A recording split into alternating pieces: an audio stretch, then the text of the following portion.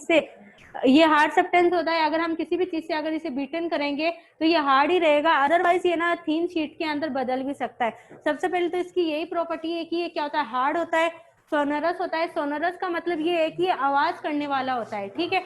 जैसे आपको मालूम है कि मैंने आपको फॉर एग्जाम्पल दिया था कि स्कूल के अंदर क्या होता है कि हमारे बेल लगी हुई रहती है, अगर हम बेल को अगर वहां से बजाएंगे तो उस टाइम पर आवाज निकलती है। तो वो जो आवाज है वो किससे बने, वो जो मेटल है वो किससे बना हुआ है, वो सोनोरस टाइप का है। और जो आपकी जो बेल है वो मेटल से बनी हुई, मेटल एक हार्ड सब्सटेंस होता है, उसके इसकी प्रॉपर्टी यही है कि वो हार्ड सब्सटेंस होता है, एकदम कठोर टाइप का होता है, सोनोरस टाइप का होता है कि हर एक चीज में क्या करता है वो आवाज देता है, ठीक है। अब क्या बोले, the property of metal by which beaten into thin sheet, कि ऐसी प्रॉपर्टी मेटल की जो क्या होता है उसको मारने पर वो क्या हो जाती है, थिन शीट के अंदर बदल जाती है, उसको हम क्या बोलते हैं, मेलिबिलिटी। दोबारा बता रही हूँ, मेटल की बात कर रहे हैं, मेटल क्या होता है, हार्ड सब्सटेंस होता है, और ये क्या होता है, सोनोरस टाइप का होता है। जैसे मैंने आपको बताया था, सबसे मेन एग्जांपल ये हम डेली लाइफ में देखते हैं अपन की स्कूल की बेल है, ठीक है। स्कूल की बेल में वो मेटल की बनी हुई रहती है, और जब भी अगर हम उसे बीट करेंगे, कुछ भी करेंगे, तो उस टाइम पर क्या होता है, आवाज निकलती है। तो वो आवाज निकलती है, उसको हम क्या बोलते हैं, सोनोरस टाइप का, ठीक है ना।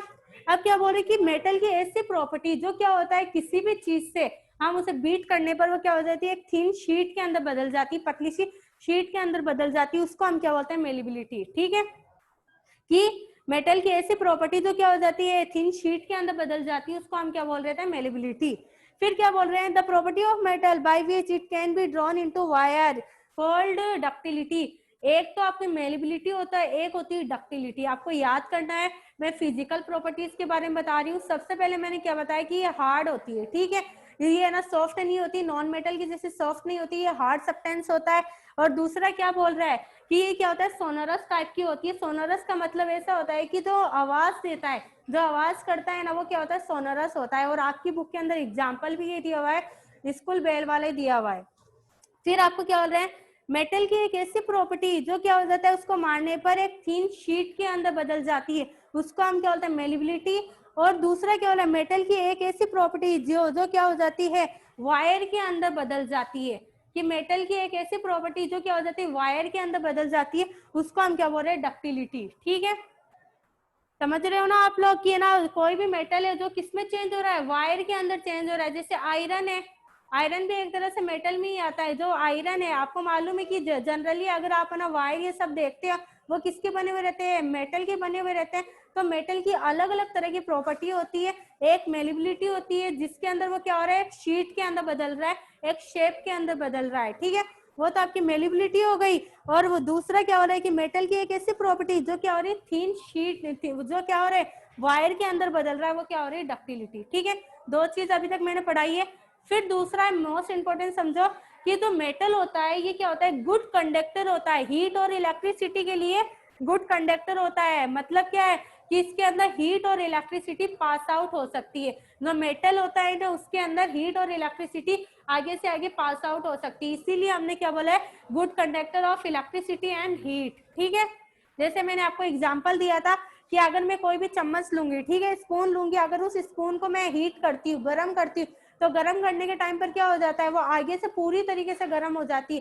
तो हम क्या समझते हैं कि ये क्या होता है, गुड कंडक्टर ऑफ हीट। और अगर बाय चांस हम क्या करते हैं कि इलेक्ट्रिसिटी के अंदर मेटल ये सब यूज करते ही है, वायर इन सब के अंदर, अगर हम क्या कर रहे हैं कि जो मेटल है उससे हम ना किसी भी द्वारा इलेक्ट्रिसिटी पास आउट करवाएंगे, तो मेटल से क्या होगा, इजीली वो इलेक्ट्रिसिटी आगे से आगे पास आउट हो जाएगी, ठीक है।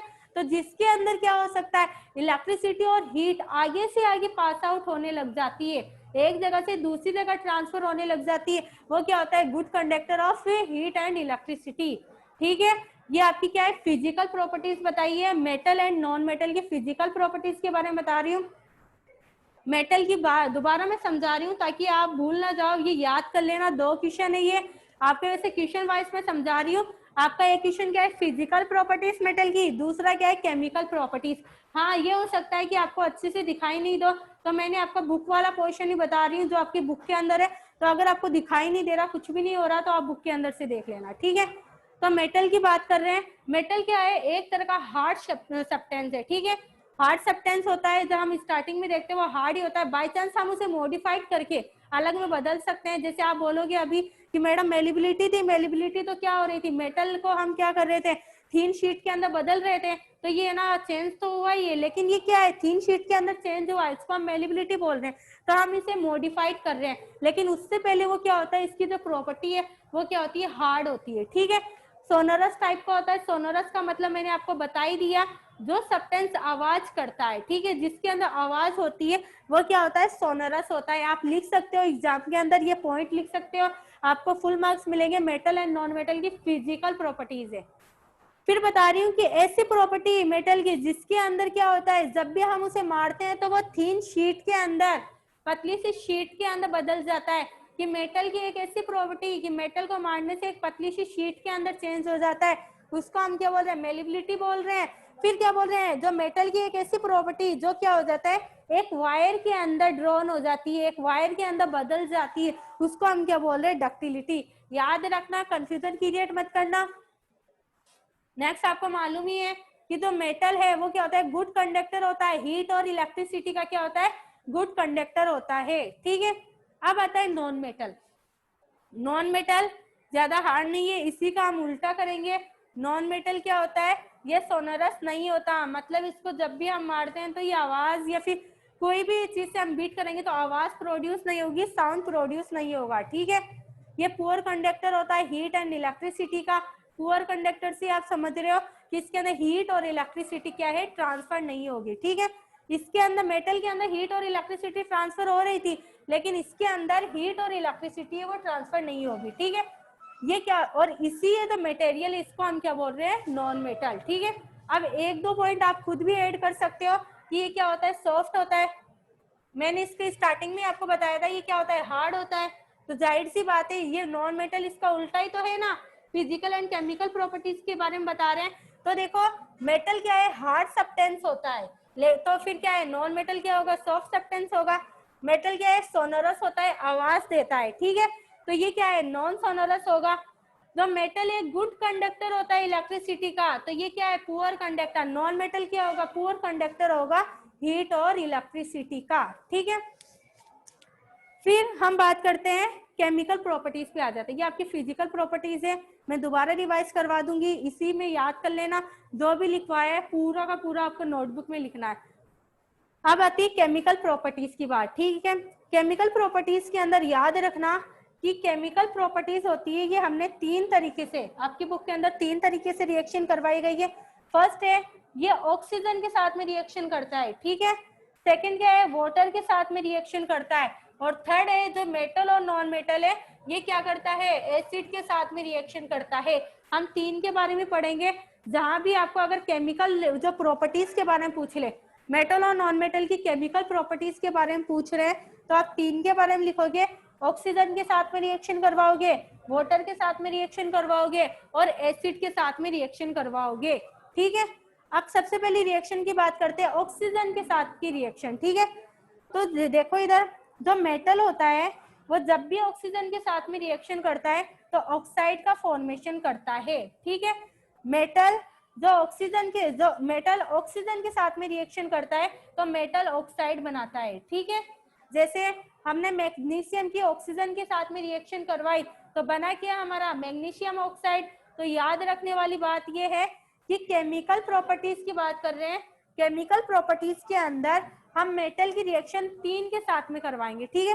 फर्स्ट है ऑक्सीजन के साथ में, सेकंड वाटर के साथ में, थर्ड क्या है, एसिड के साथ में। कि जब भी जो मेटल है ऑक्सीजन के साथ में रिएक्शन करता है तो क्या बनाता है, मेटल ऑक्साइड, ठीक है। याद रखना, मेटल ऑक्सीजन के साथ में रिएक्शन कर रहा है तो मेटल ऑक्साइड बनाएगा, ठीक है। और जो नॉन मेटल है वो भी रिएक्शन करता है, जब भी वो क्या बनाता है, मेटल ऑक्साइड बनाता है।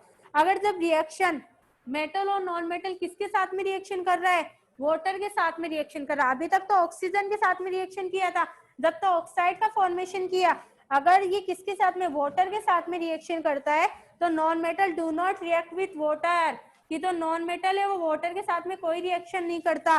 एंड जो मेटल होता है वो क्या होता है, जो मेटल है वो वाटर के साथ में रिएक्शन करता है। ठीक है, क्या समझे आप? वाटर की बात कर रही हूँ, हम 3 तरह की पढ़ेंगे, कंफ्यूजन क्रिएट मत करना।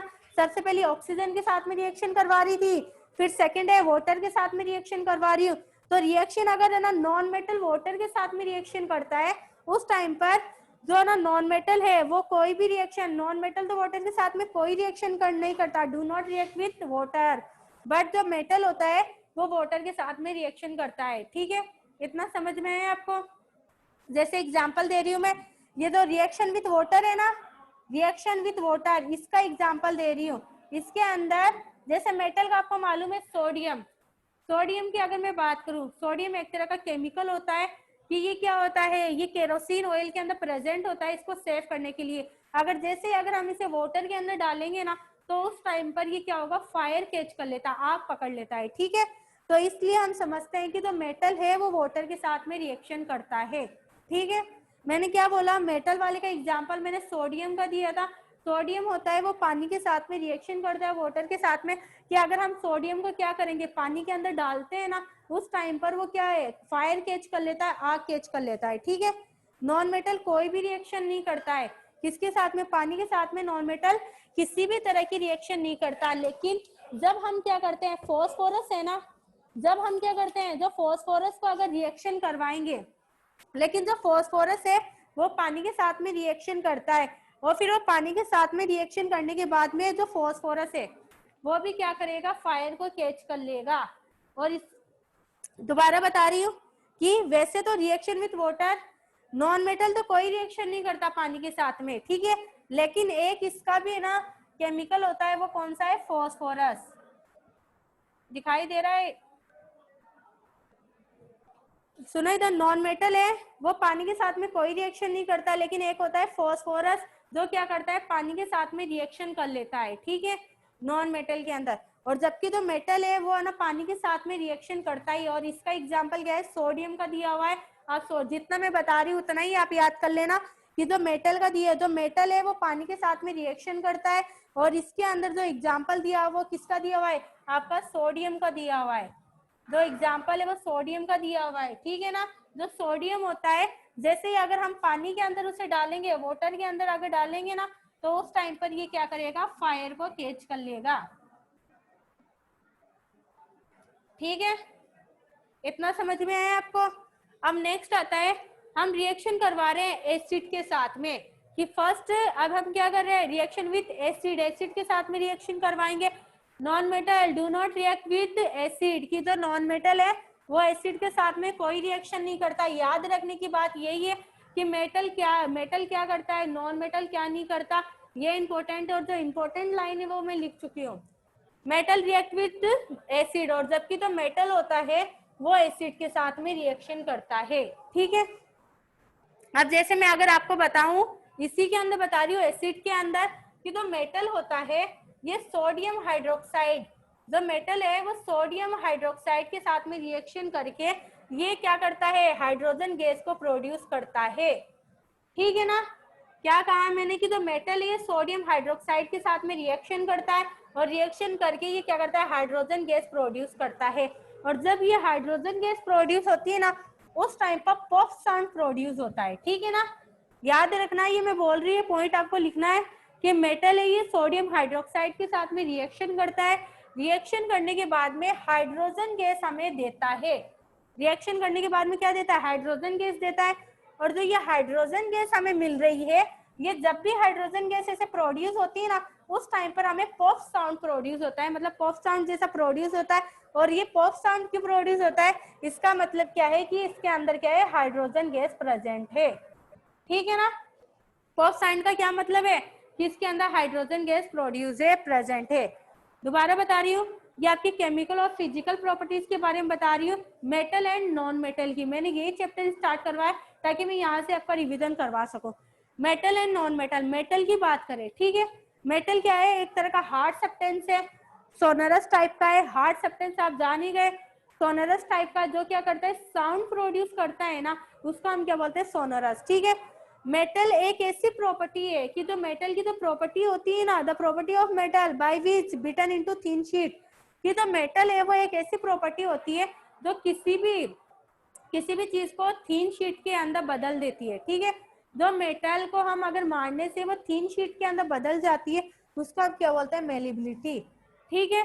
क्या बोल रही हूँ मैं, कि तो मेटल को अगर हम जब भी बीटन करते हैं उस टाइम पर वो थीन शीट के अंदर बदल जाती है, उसका हम मेलिबिलिटी बोलेंगे। ठीक है। फिर आएगा कि तो मेटल की एक ऐसी प्रॉपर्टी जो क्या होता है, वायर के अंदर चेंज हो जाती है। किसमें चेंज हो रही है, वायर के अंदर चेंज हो रही है, उसको हम क्या बोल रहे हैं, डक्टिलिटी। अगर मेटल थीन शीट के अंदर चेंज हो रहा है, याद रखना, थीन शीट के अंदर चेंज हो रहा है जब तक मेलिबिलिटी है, और अगर जो मेटल है वो क्या हो रहा है, वायर के अंदर चेंज हो रहा है, तो उस टाइम पर क्या होगा, डक्टिलिटी। जो मेटल है वो क्या है, गुड कंडक्टर होता है हीट और इलेक्ट्रिसिटी का। मतलब क्या है कि हीट और इलेक्ट्रिसिटी इसके अंदर पास हो सकती है आगे से आगे। अब नॉन मेटल की बात करते हैं। फिजिकल प्रॉपर्टी दोबारा बताया मैंने। फिजिकल प्रॉपर्टीज की बात करें तो नॉन मेटल है वो सॉफ्ट होता है, नॉट सोनोरस होता है, मतलब आवाज नहीं करता है, पुअर कंडक्टर होता है। हीट और इलेक्ट्रिसिटी के लिए क्या होता है, पुअर कंडक्टर होता है, मतलब नॉन मेटल के अंदर कोई भी हीट और इलेक्ट्रिसिटी पास आउट नहीं होती। अब आते हैं अपन केमिकल प्रॉपर्टीज के बारे में, कि ना जो मेटल है, नॉन मेटल की केमिकल प्रॉपर्टीज।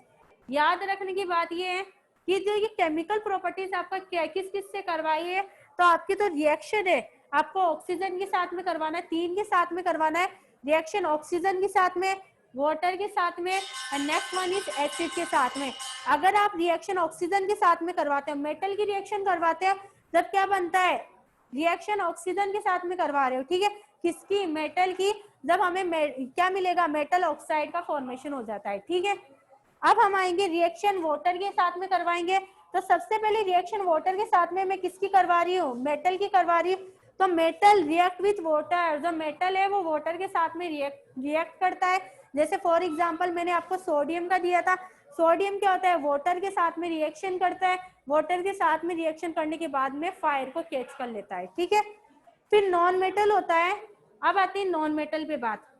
नॉन मेटल ये वाटर के साथ में रिएक्शन नहीं करता है, और अगर ये रिएक्शन करता है तो इसका एक केमिकल वो एलिमेंट है, वो क्या है, फॉस्फोरस।